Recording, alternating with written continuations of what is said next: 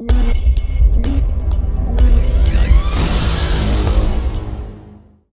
everyone, I'm Cinder89, and welcome to Dragon Star Reviews. These will be quick reviews of a game, so let's get started.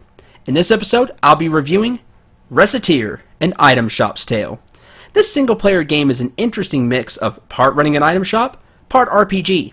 The story follows Recette Lemongrass, who is turning her house into an item shop to try and pay back the debt that her father skipped out on.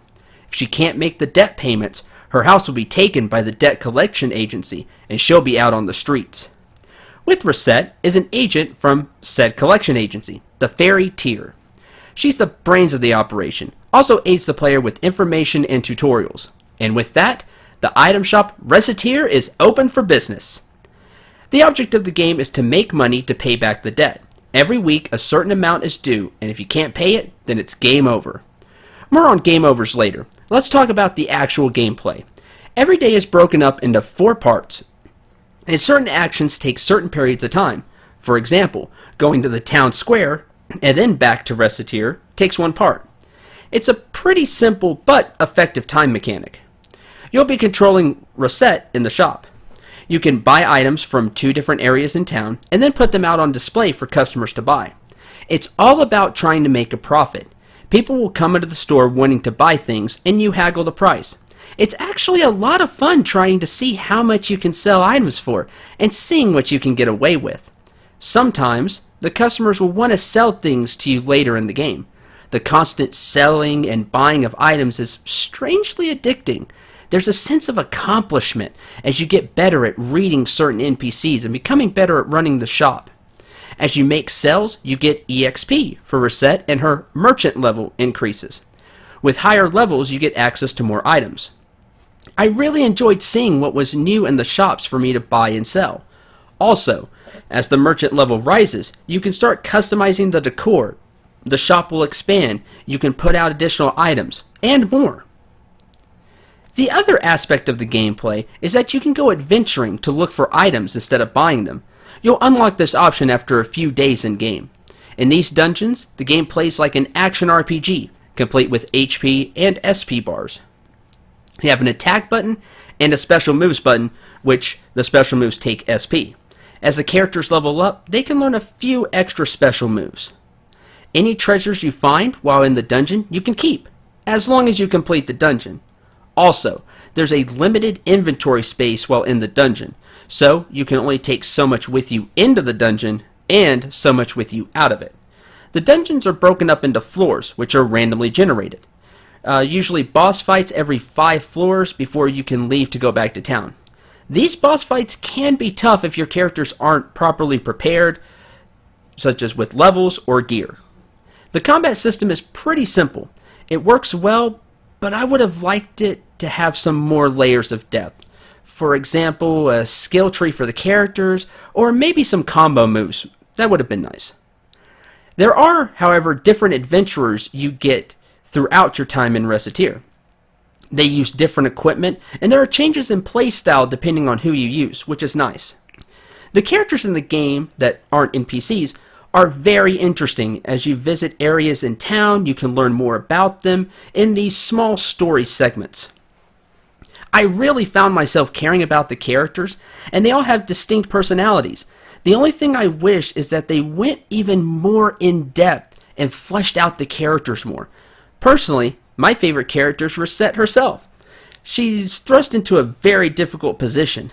Sometimes she can be really clueless, but she works hard and tries her best.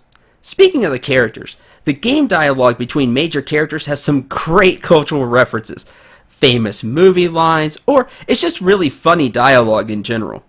The voices in the game are not in English, but the text is.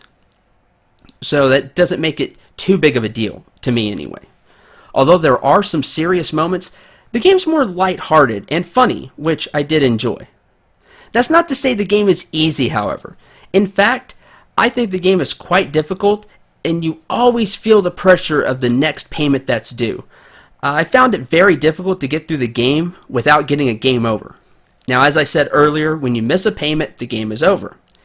Game over screen really made me feel sad that I failed Recette. It's pretty It's simple, but it's sad.